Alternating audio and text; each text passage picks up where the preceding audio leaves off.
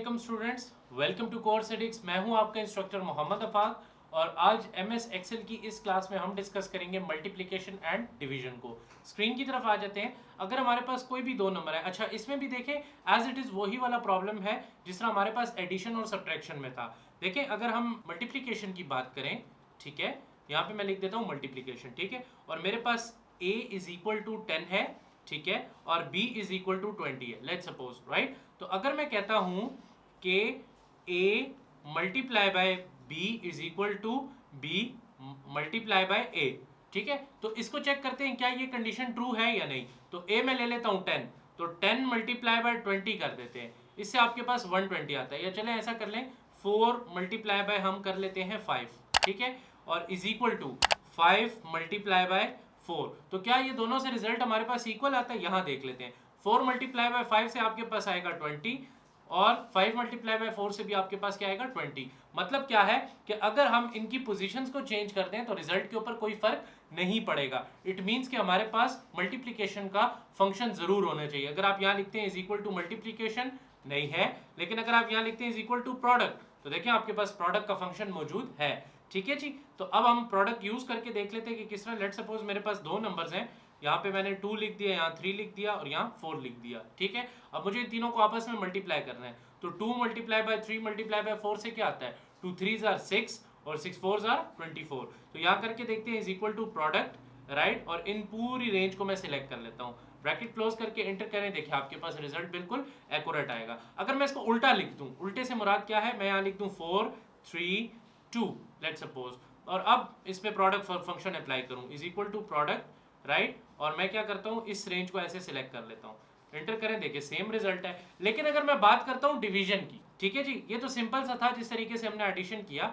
यहां मैं लिख लेता हूं, अच्छा ये चीज आप ऐसे भी कर सकते हैं कि अगर आपके पास ऐसे लिखा हुआ है 2, ठीक है, फिर आपके पास लिखा हुआ है 3 और आपके पास लिखा है 4, तो आप इसको किससे, आप इसको फार्मूले से भी कर सकते हैं। आप लिखें is equal to this cell में, जो इस सेल में जो भी नंबर है उसको मल्टीप्लाई कर दें इस सेल के साथ और उसको फिर मल्टीप्लाई करते हैं इस सेल के साथ, एंटर करें, देखिए वही 24 आपके पास रिजल्ट आ रहा है। आई होप सो मल्टीप्लिकेशन आपको क्लियर हो गया होगा। अब डिवीजन में थोड़ी सी वेरिएशन है, तो जरा डिवीजन को डिटेल में डिस्कस करते हैं कैसे। देखें अगर मैं यहाँ लिख देता हूँ डिवीजन, लेट सपोज, और यहाँ मैंने लिख दिया a इज इक्वल टू 20 और b इज इक्वल टू 10, ठीक है जी, या मैं लिख लेता हूँ a इज इक्वल टू 2 और b इज इक्वल टू 1 आपकी आसानी के लिए, ठीक है जी।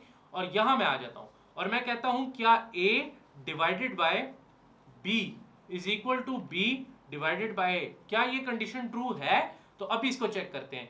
a हमारे पास क्या है 2, ठीक है, तो मैं कहता हूं 2 डिवाइडेड बाय 1, तो इससे क्या आएगा आपके पास 2 ही आएगा। यहाँ पे आपके पास क्या आएगा, अच्छा यहाँ मैं लिखता हूं 2 डिवाइडेड बाय 1, ठीक है, इधर मैं ऐसे लिख लेता हूं। क्या वो इक्वल है किसके? 1 डिवाइडेड बाय 2। देखें b की क्या वैल्यू है 1 और a की 2, तो मैंने यहाँ लिख दिया a बाय b यानी कि 2 बाय 1 और 1 बाय 2, इस तरह आएगा ना। तो अगर आप जरा यहाँ आ जाए तो क्या ये दोनों बराबर है? नहीं जी, ये बिल्कुल बराबर नहीं है। अगर आप 2 बाय 1 करते हैं तो उससे आता है आपके पास 2, और अगर आप 1 बाय 2 करते हैं तो वो उससे आता है आपके पास 0.5।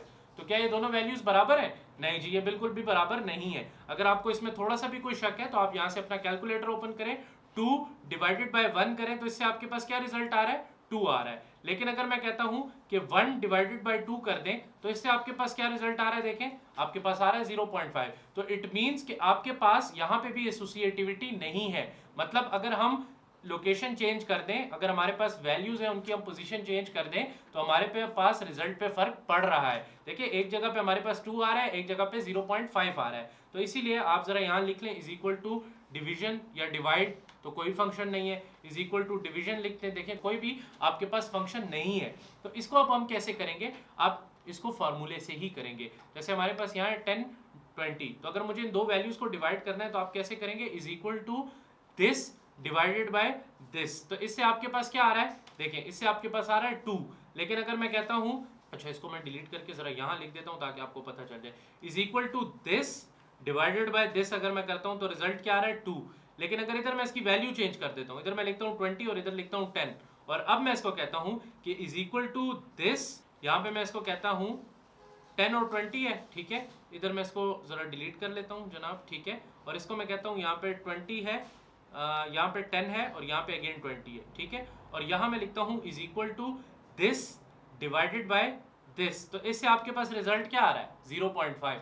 तो देखिए दोनों में चेंजेस हैं, तो आप इसको इस तरह यूज कर सकते हैं कि is equal to 4 divided by 3 और उससे जो रिजल्ट है उसको डिवाइड कर दो 2 पे, तो ये देखिए आपके पास टोटल रिजल्ट आ जाएगा 0.666। तो इस तरीके से आप डिवीजन के ऑपरेशन को भी यूज कर सकते हैं, राइट। आई होप सो आपको ये क्लास समझ आ गई होगी कि हमने डिवीजन और उसके साथ साथ हमने मल्टीप्लिकेशन का ऑपरेशन किस तरीके से करना है। आई होप सो आपको ये क्लास पसंद आई होगी। इंशाल्लाह नेक्स्ट क्लास में हम इन तमाम तर ऑपरेशंस को यूज करते हुए एक प्रोजेक्ट करेंगे ताकि आपको ये तमाम तर चीजें अच्छे तरीके से क्लियर हो जाए। इंशाल्लाह नेक्स्ट क्लास में प्रोजेक्ट के साथ मुलाकात करते हैं, तब तक के लिए स्टे ट्यून्ड। अल्लाह हाफिज।